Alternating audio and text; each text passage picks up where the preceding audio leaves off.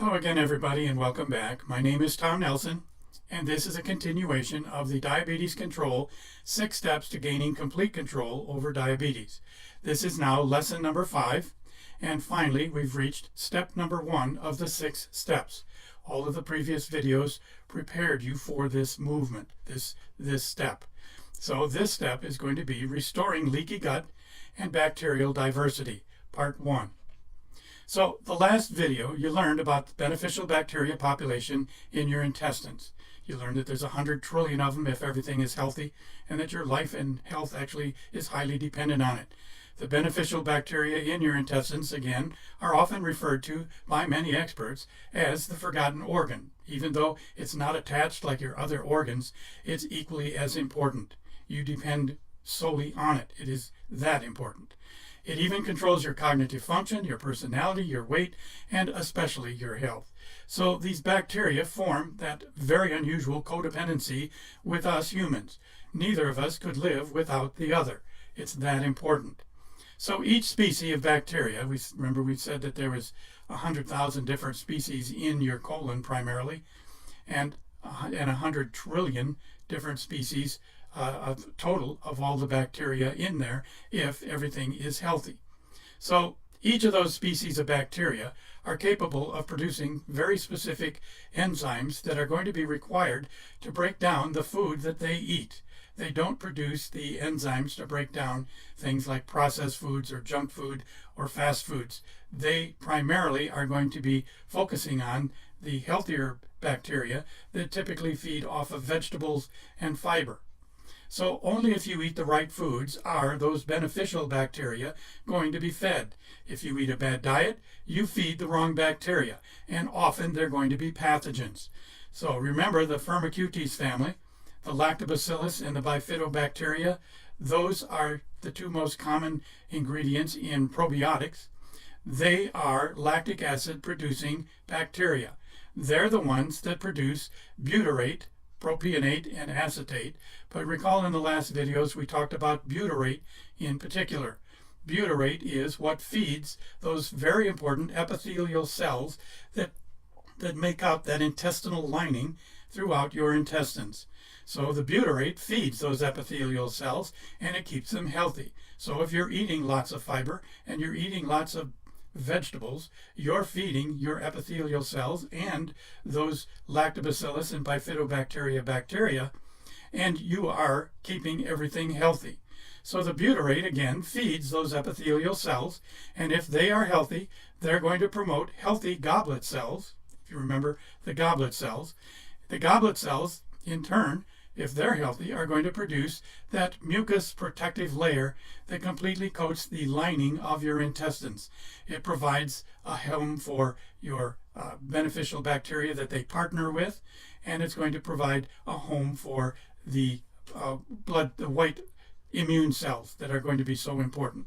So if you don't maintain that healthy diet, the bond between those epithelial cells is going to loosen, and the mucus layer will become weak. Your immune function will be lost, leaky gut will develop, and you will become overweight, obese, and you will have a slower metabolism, and you will have a loss of cognitive function.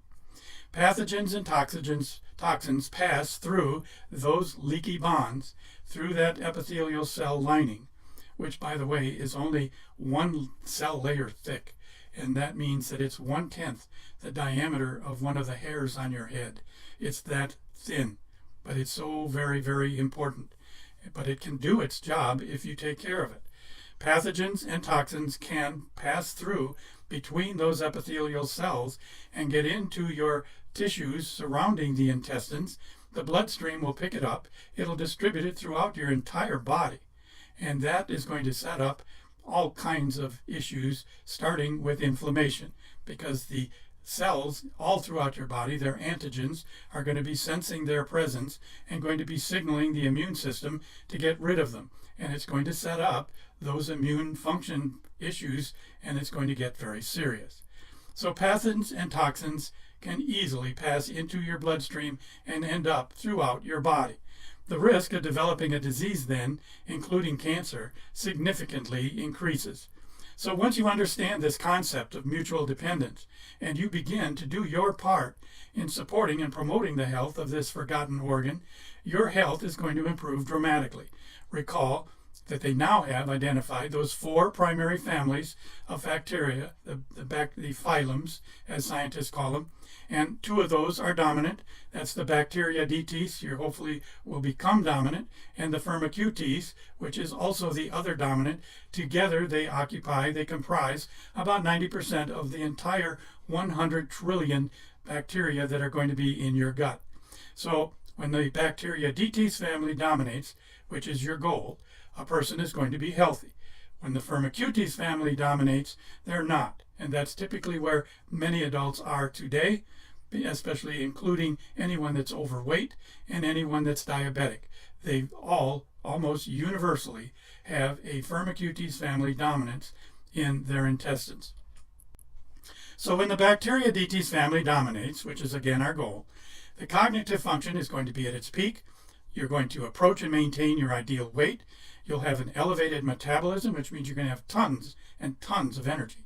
And you're going to rarely ever get sick. The Bacteroidetes family only converts about 10% of everything you eat into calories and or fat.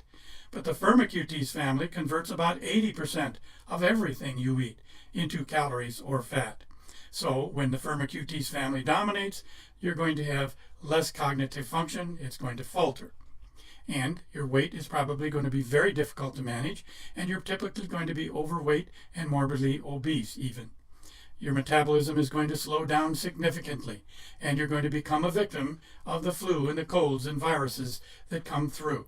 So now you're going to begin the process of fixing all of this, of fixing that leaky gut, and restoring the Bacteroidetes population back to a dominant status. And that's what step number 1 is all about. Just bear in mind, the overwhelming majority of adults now have leaky gut, and especially if they're overweight. So in order to accomplish this, we're going to have to do something first. We're going to have to clean up a couple of things. Consider replacing, first of all, your meat products with unflavored gelatin. You do need protein in your diet, but it would really be helpful for you to cut back severely on meats because they're so acidic. So you would only need to do that until your system is restored. You can buy unflavored gelatin online in bulk, and it's pure. It does not contain any fat, and you can actually make Jell-O out of it. It's just not going to be like the store brand of Jell-Os that you buy, because it isn't going to have any artificial coloring, any kind of artificial flavorings or artificial sweeteners. None of that is going to be in there. It's just raw protein. So you can use it in stews, soups, smoothies, and again, like I said, you can actually make Jell-O with it and put in natural fruits and other things as flavorings if you like. So you're going to need about 7 to 10 tablespoons of it each day, approximately. And you're going to learn later that you should never eat pork. Pork is actually detrimental to all 4 blood types, which is something you'll learn about later in the course. But meat, again, is acidic, and that's not something you're going to be needing at this point. So you're attempting to restore your gut's pH as well as a part of this process. And remember, we said that each of the different species of bacteria have a very specific pH and temperature level that they can live in, and it's a very narrow range. So until that's restored, you're not going to be very successful in giving them a place to live. So never stop eating protein altogether, though. Your body needs it every single day. Consider taking 1 teaspoon of baking soda in a half a glass of filtered water daily. That'll help restore the pH in your intestines to get started. If the tops of your feet swell, like you're retaining water, then you're probably sodium sensitive, and you should probably discontinue that. Stop eating all processed foods. Again, anything in a box, bag, bottle, or a can that you read the label. If it has any kind of additives in it other than just what you're trying to buy, then don't buy it. It's very, very important. If you can't spell it or pronounce it, you shouldn't be eating it. Sugar should be totally eliminated, 100%. Saturated animal fats should be gone.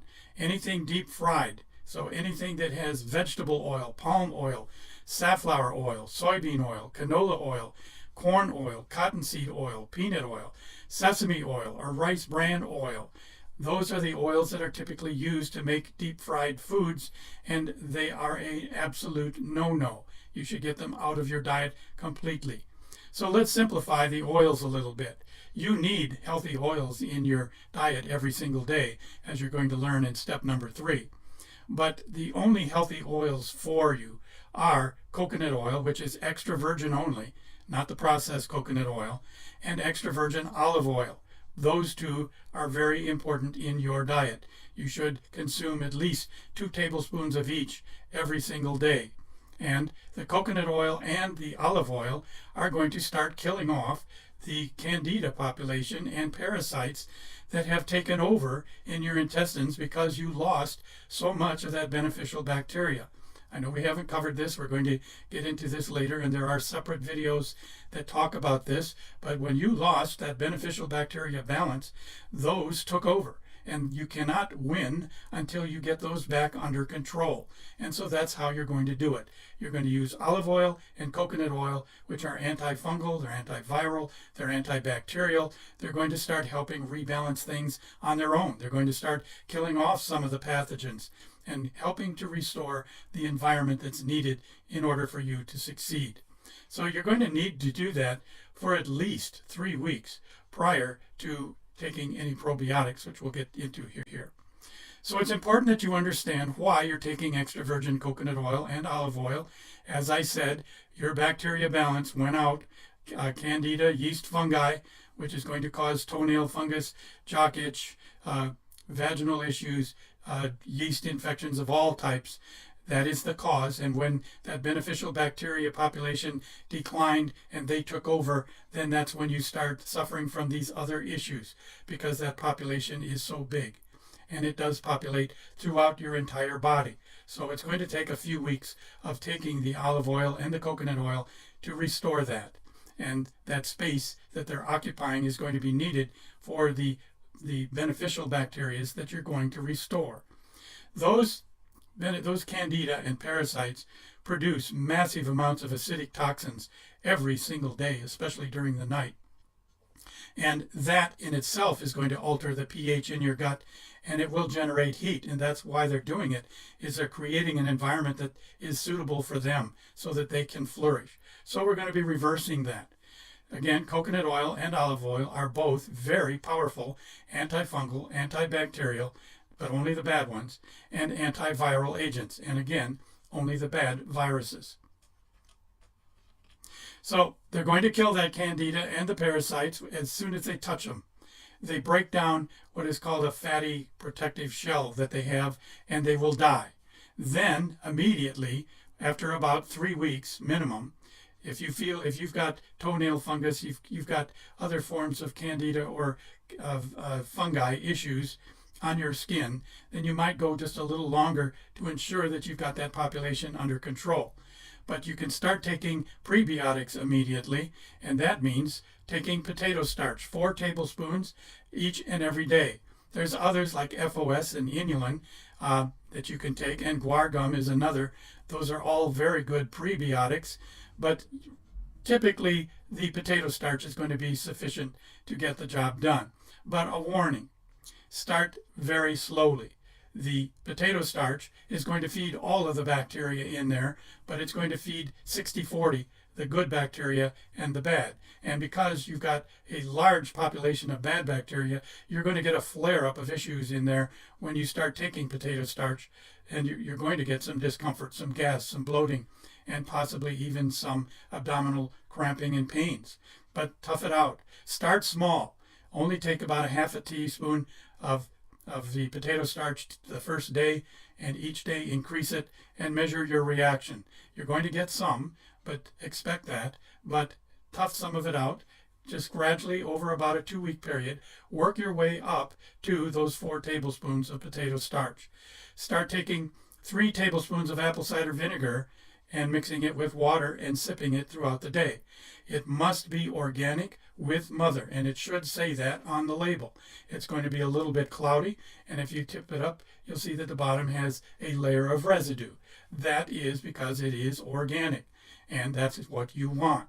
So you're going to mix First, you shake up the bottle, make sure that it's all equally mixed around in there, and then you'll put 3 tablespoons of that in 16 ounces of filtered water and sip it through a straw throughout the day because you want to protect the enamel of your teeth. Apple cider vinegar is an acid, and you might ask, well, why are we taking an acid if we're trying to reduce the acidity in our intestines? Well, what happens is, as soon as it gets into your intestines, it flips. It becomes an alkaline substance. It's no longer acidic, and it starts to help you restore the pH balance in your intestines. So apple cider vinegar and the potato starch produce massive amounts of butyrate. Remember butyrate. That's what feeds those epithelial cells, and that's going to be your primary goal. And you're going to have to do that for a while until everything is fully restored. Your intestines are going to rely heavily on those prebiotics, which means that they feed the beneficial bacteria. You're going to rely heavily on them until you get everything back in a suitable condition. So this part gets a little confusing. Remember, we said that our goal is to restore the Bacteroidetes bacteria population to a dominant position. And so you might ask, well, why don't we just take a probiotic that's Bacteroidetes? Well, the answer to that is, well, first of all, you have to deal with the Candida and the parasites in order for that to succeed. But there are no probiotics for the Bacteroidetes, just for the Firmicutes, and that's where it gets a little confusing. Why are we feeding the Firmicutes if we want the Bacteroidetes to dominate? And so how is that going to work? Well, the prebiotics and the probiotics are going to restore those lactic acid producing bacteria, the beneficial ones, the good guys in that family.